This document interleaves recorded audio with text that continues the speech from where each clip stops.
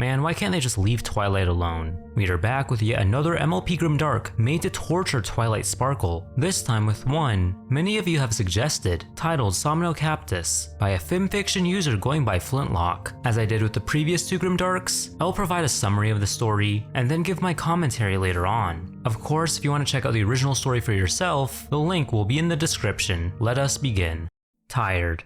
I'm so tired, the first line reads. Pretty much. Twilight has been awake for some time now. She's forcing herself to read a book of interdimensional phenomena as it relates to the current situation she is in. Usually, reading isn't a problem for her, as she compares the action to Spike staring at Rarity. Although she is extremely tired, and reading is making her feel weak, she even starts to hallucinate her bed. Come to me, Twilight, it croons. Lay your sleepy head on my pillow, cover your aching body with my comforter, give in to the darkness, and let your mind rest. Twilight's mind begins to wander off as her desperation for sleep grows. Despite that, she stops herself, forcing caffeine into her system with coffee and a few tablets. Keep me safe for a few hours, she says. Twilight tries to recollect the amount of time she's been in hiding. Perhaps it's been weeks since she last left. She doesn't even know if Equestria is a thing anymore, or if there are any ponies left. Twilight had to cast a force field around the castle, sending away both staff members and Spike. I'm sorry, Spike, I can't let that thing find you too, she says. I'm going to be reading these next few lines.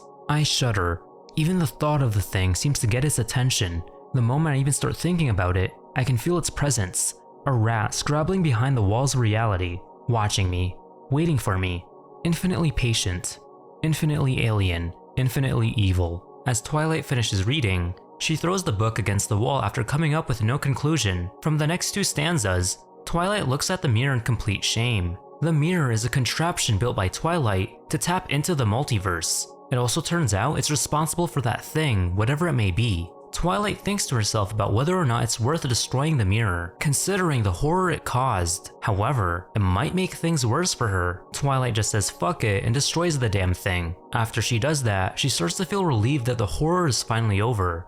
Guess what, there's time left in this video. It's not. She then decides to get some sleep, though she thinks it's better to clean up the mess first. When she turns around, the mirror is all fixed. This of course astonishes our princess. She smashes it again and again, yet no matter what, it ends up repairing itself. As written out, as I destroy the horrid device again and again, I feel the thing. It's laughing at me. After a while, I slump to the floor, hot tears trickling down my cheek.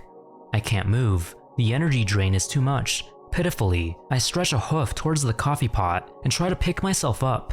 Slowly, my eyelids shut, my breathing slows. Just a few seconds, reality blurs. The universe fades.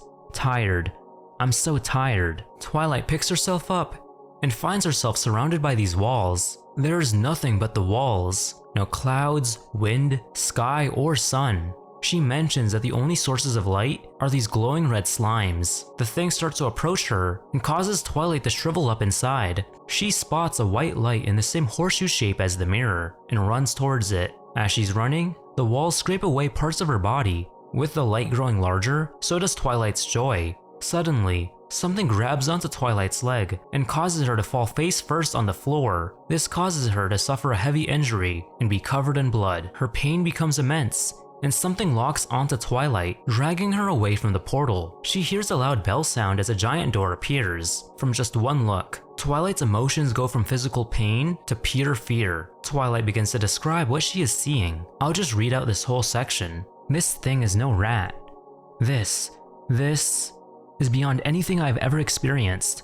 It's like I'm a dust mite staring at the roof of an alicorn, trying to comprehend what it's looking at. Only I'm the dust mite, and the alicorn is looking back. And it's laughing. There's a sound like a planet screaming in pain. A thin line of light appears where the seam once was. Harsh, unnatural light, of a color I can't even begin to describe, sapping what little will I have left. Slowly, the line grows wider, the light pierces through me, burning me from the inside out. I slam my eyes shut, but the light pierces right through me, growing brighter, hotter. Finally it fades, blinking away spots. I open my eyes. I instantly regret it. Behind the door is a wall, an infinitely tall, infinitely long wall, made of bodies. My bodies. Beyond the door's threshold are hundreds of Twilight Sparkles, slender, elegant alicorns, shriveled up crones, blank-flanked fillies, colts, even newborn fowls, still attached to their umbilical cord and covered in birth fluids, all welded together into a squirming, screaming wall. I swallow my gorge. Urine trickles onto the rock below me. Some of the Twilights resemble my mirror universe counterpart. Some are covered with scales, others have multiple heads. Some have no heads, some have heads and nooses, or heads with horrific wounds. All are in pain. The wall bends in my direction. 1,000 Twilights reaching out towards me, welcoming another sister to the fold. A hole opens up on the wall, exactly my size and shape. A spot on my left shoulder suddenly flares with pain.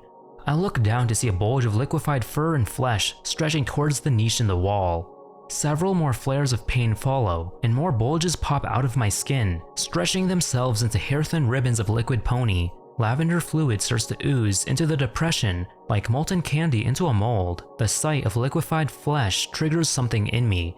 With a strength I never knew I had, I break the door's control and stagger back towards the portal. Long streamers of blood and liquid flesh trail behind me, ignoring the pain of being simultaneously melted and sliced apart. I drag myself towards the portal. Closer, closer, closer. The world grows dim. I slump to the ground. Just give up. Let the wall take me forever. There's no point in fighting. No matter what I do, it will get me. After all, look at the countless other Twilights it caught. They tried. They failed. Why would I be any more successful?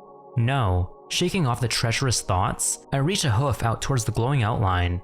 There is a jolt and a flash of light. Tired. I'm so tired. After this horrible experience, Twilight wakes back up.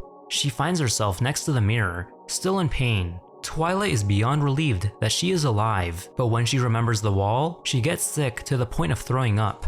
As she recovers, she drinks some coffee. The beverage burns her, yet Twilight moves past the feeling. She picks up a book, insisting that there is a way to stop the craziness. Our story ends with these words: I have to find an answer. Soon. Because I'm tired.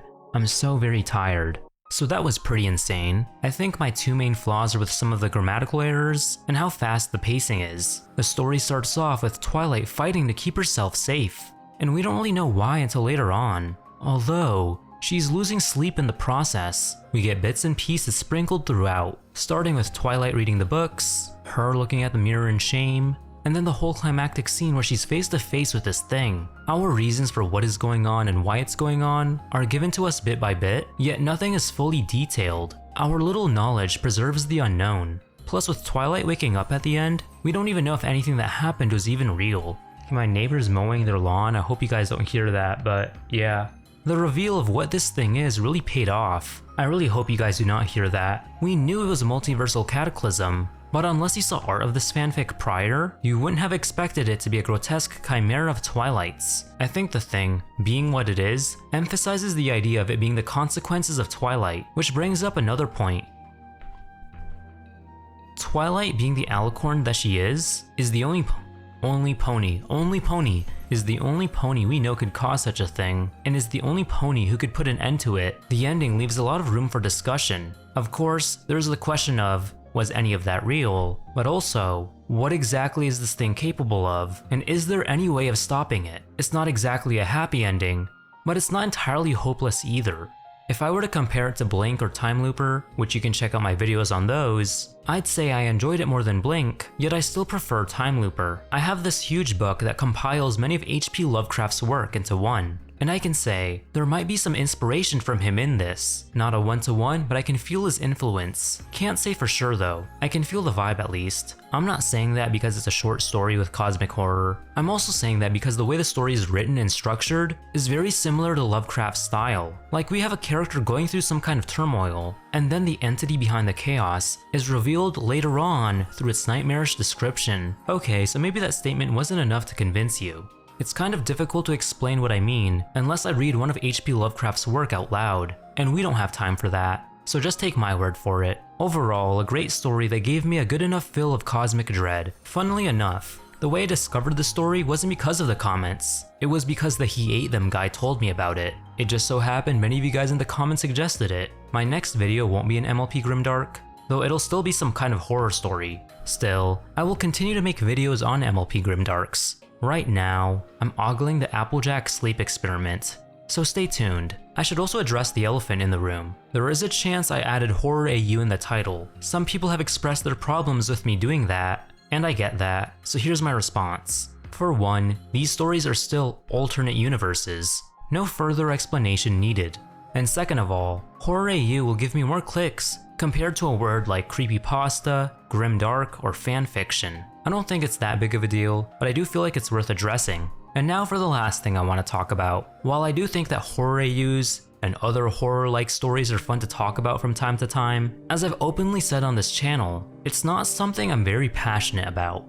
I try to switch it up, and sometimes it works out, like with the Pokemon creepypasta vid and the TF2 vid, yet some topics are a far cry from what I usually do, and those topics are ones I'd much rather do. Unfortunately, I've had videos like the Urban Legends trilogy and the Wii Horror Games video just not do so hot. I just had to accept that my audience would rather see more AU content than the stuff I want to make. And clearly, the algorithm favors AU content while also not pushing my non-AU content as well. I don't think YouTube is something you should do just for the numbers, but I will be open and honest when I say this. Seeing something you put a lot of work into just flop so hard is so disheartening. There, I decided to suck it up and start a new channel titled K Valentine, or at my K Valentine. I actually re-uploaded my Wii Horror Games video on there. If you enjoyed that video, or the Urban Legends trilogy, or even the Flash Games video, expect more of that on there, plus some other more personal passion project stuff, both horror and non-horror related. With those videos, I want to put as much as myself into them, while also pushing myself to the limits in terms of quality. I'd love for you guys to give it your support. Do not let you stir that away from this channel though, as I'll still upload on here, just more horror AUs and other horror stuff. If you enjoyed today's video, feel free to like, comment down your thoughts or any topics I should cover, and subscribe if you want to see more videos like it. Also check out my Patreon if you want to support me and gain some cool perks. Take care of yourselves, and of course as usual, please have yourselves a damn good one.